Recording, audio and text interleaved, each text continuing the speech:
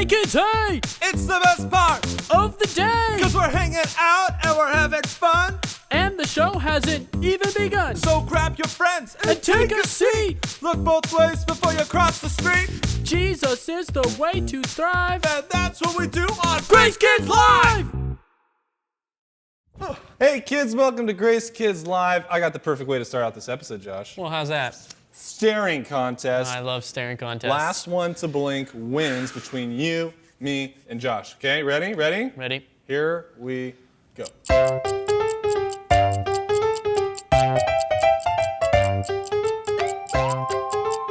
Gosh, I blinked. I'm out. All right, well, it's gonna be a while.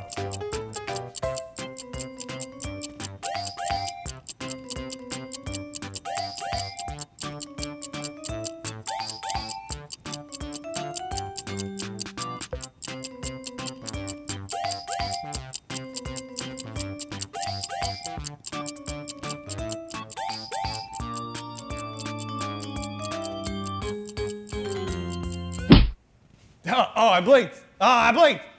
Okay, well, I didn't really see when you blinked, so I'm not sure who won, all right? But where'd Josh go? I'm gonna go find him, all right? We're all good at different things. What are you good at? Are you good at making art or playing sports or making silly faces? I don't know. What are you good at? Well, I really like to play music, but I'm also really good at changing colors. Really? Yeah, check this out. Blue and green and red and orange and purple and lavender. Wow, that's incredible. What else can you do? Well, I'm glad you asked. I can speak without moving my mouth. That's amazing. It is what it is. And do you know what else I can do? What? I can beatbox. Oh.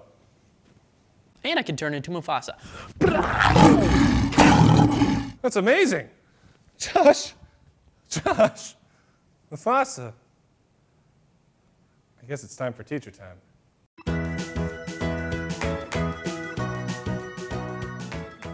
Hey gang, it is so nice to see your smiling faces right now. Today, we're going to start out by playing the opposite game. I'll say a word and you tell the opposite of that word. Okay, here we go. I say up, you say down. I say over, you say under. I say short, you say tall. Nice job. Now here's another one, it's a little bit trickier. I say sink, and you say float. Great job. Sink means to go to the bottom. Float means to stay on the top. So as you can see, I have two oranges. One is peeled and the other is not. I also have this big fish tank that's filled with water. Let's find out if this orange sinks or floats. Wow, it's floating. Why do you think that orange floats? What are some of your thinking ideas? You're right. It's round, it's like a buoy, and it has its skin on. Really great answers. Let's think about that orange skin called the peel. Oranges need the peel to protect what's on the inside. The peel covers it completely. It goes all the way around it. The fruit inside is not very sturdy and could bruise easily if it got hit or bumped. But the peel protects it. I guess this peel is a lot like God. He protects us. Look, the peel won't sink. God never sinks either. Now, what about the inside of the orange, these sections of the orange that we like to eat? Do you think they'll sink or float?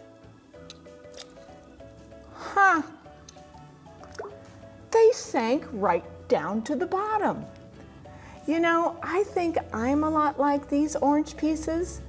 Sometimes my life is rolling really well, and I don't seem like I have any problems at all.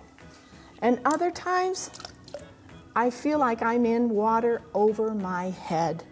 My life is full of problems, like now when I can't play with my friends. I can't even go to school. And I can't even go play in my favorite park. Plop. Yep, those things could make me feel like I am sinking fast. I wonder what would happen if I put a piece of orange on top of the peel. Would it sink or float? Hey, it didn't sink. That is so like God. He keeps us afloat when we have problems and feel like we're sinking. So in the Bible, Isaiah tells us, "Fear not, for I am with you. Be not dismayed, for I am your God. I will strengthen you. I will help you. I will uphold you with my righteous right hand." God will always love you and care for you. You are one of his most prized creations. You are going to have problems, and things are going to scare you at times, but you won't sink. You are in good hands. There's no problem that God can't handle, no fear that he can't bring peace to. He will give you everything you need to stay afloat. Okay, so here's that knock knock joke. Knock knock. Who's there? Orange. Orange who? Aren't you glad that God helps you out when there's a problem? Okay, super bad joke, but the truth is still there. When we've got a problem, God will keep us afloat. We will not sink. Hey, Nick, do you have a knock knock joke? Knock, knock. Who's there? Figs. Figs who? Figs your doorbell. It's broken. Hey, kids, it's time for Sing-Along Songs, the part of the show where you sing along while we sing a song. And today, I've got a special treat for you. What's that? Well, it's a song called the Sing-Along Song. What? I know. Your mind's going to be blown. That's crazy. All right, it goes like this. This is a song you can sing along. Just make sure you don't get the words wrong. It's super easy, just follow along and sing the words with me. Bureaucratic, Adriatic, cryptocurrency, Annabella, Parabellum, laryngoscopy, ethno-geographical, Michelangelo, intermittent aberration, elongated toe. That was a song that's already half gone. The second part, you just sing along. Just remember your training and fall in line and sing along with me. Maharaja Sectum Semper Macedonia, disambiguation mycoplasmataceae, countertops, triceratops, megalomaniac, Anchorman, Afghanistan, Habakkuk, Hackmatack.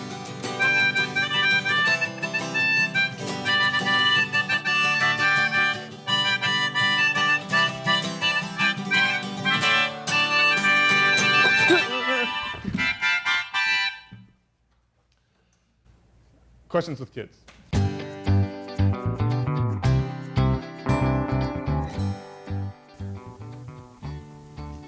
Hi kids, I got 2 questions for you tonight.